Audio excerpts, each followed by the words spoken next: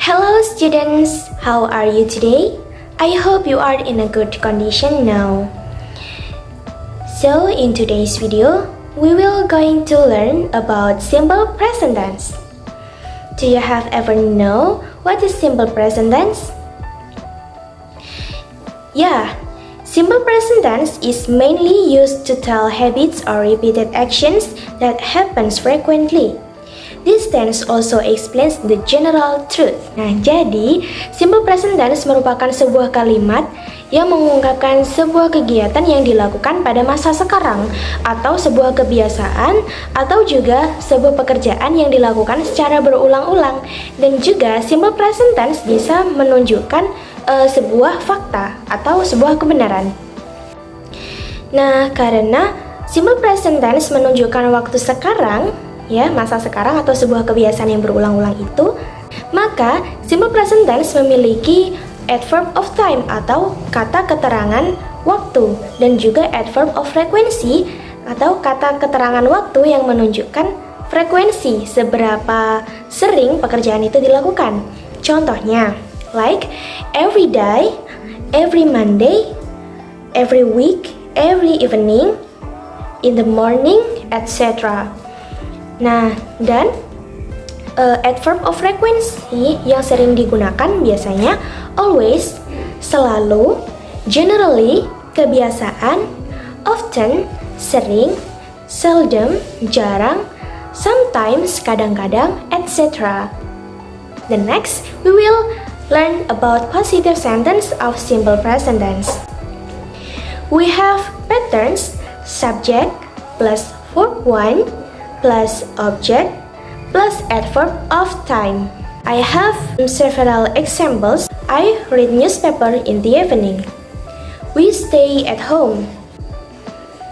Nah, we also have a usage patterns, guys. If the subject of the sentence is I, you, they, or we use verb 1 to make the positive sentence of simple present tense. Just verb 1. Ya, tidak ada tambahan sama sekali. Berbeda if the subject is he, she, or it, we use verb 1 plus s or es, ya, sebagai verbnya. Bisa dilihat lagi contohnya. Nah, I read newspaper in the evening. Read sebagai verb tidak mendapatkan imbuhan sama sekali karena subjeknya I. Berbeda dengan she stays at home on Sunday.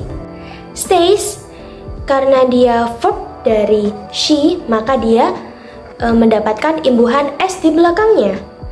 Dan contoh lagi, John watches television. Watches get imbuhan es karena dia sebagai verbnya John. Do you get it, guys? Nah, adverbs of time can be used at the beginning of the sentence or at the end of the sentence. Jadi, ketika sebuah kalimat itu memuat adverb of time, dia bebas mau di awal kalimat atau di akhir kalimat, tidak harus berada di akhir kalimat terus. Nah, berbeda ketika dia memuat adverb of frequency. Jadi, ketentuannya di sini, if the sentence has an adverb of frequency, it is put before the verb. Jadi, adverb of frequency ini diletakkan sebelum verb. Contohnya, I always read newspaper in the morning. Always sebelum read. Dan contoh yang kedua, she often stays at home. Often diletakkan sebelum stays. Nah, stays mendapatkan imbuhan s karena dia merupakan verb dari she. Do you get it? Okay. The next we will learn about negative sentences. Negative sentences have a pattern, subject plus do or does plus not plus verb 1 plus object plus adverb of time.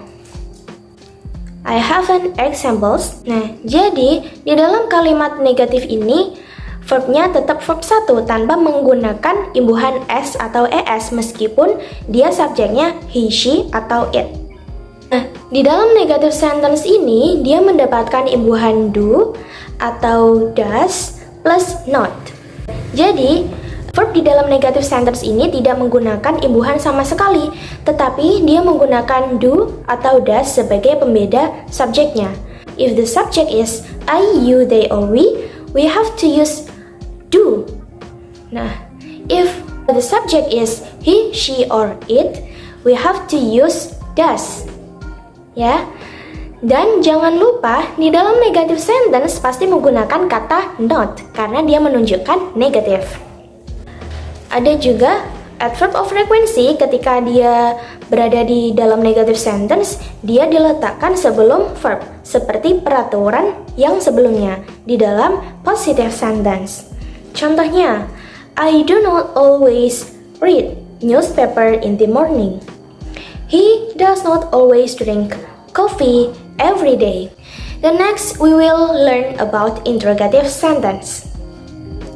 Interrogative sentence has a pattern do or does plus subject plus verb 1 plus object plus adverb of time plus symbols of interrogative. Nah, coba kita lihat contoh-contohnya. Do you read newspaper every morning? Do they stay at home on Sundays? Auxiliary do is used if the subject is I, you, they, or we, seperti peraturan pada negative sentence. Nah, and auxiliary does is used if the subject of the sentence is he, she, or it. Ketika kita menjumpai kalimat interrogative, pasti ada yang namanya answer atau jawaban, question and answer. Nah, jadi jawabannya juga memiliki pattern. Jika itu merupakan jawaban yang positif, maka dia menggunakan yes, subject, plus do or does. Tergantung subjeknya ya. Do or does ini tergantung subjek. Kalau dia jawabannya negatif, maka jawaban yang digunakan adalah no, subject plus do or does plus not. Oke, kita coba lihat example berikut ini. Do you read the newspaper in the morning? Yes, I do. Jika itu memang benar. No, I don't. Jika itu tidak. Do you get it, guys? The next is general truth. Ya. Simple present tense juga bisa digunakan untuk menyatakan general truth. Apa sih general truth ini? Jadi, general truth itu merupakan sebuah fakta nyata dari kejadian alam ini, dari fenomena alam. Contohnya, Earth moves around the sun. Bumi bergerak mengelilingi matahari. A buffalo has 4 legs. Kerbau memiliki 4 kaki. Tiger eats meat. Harimau memakan daging. So this is our summary of this simple present tense. Now, thank you for watching, my students. I hope you are understand what I have explained about simple present tense, and see you next time. Bye bye.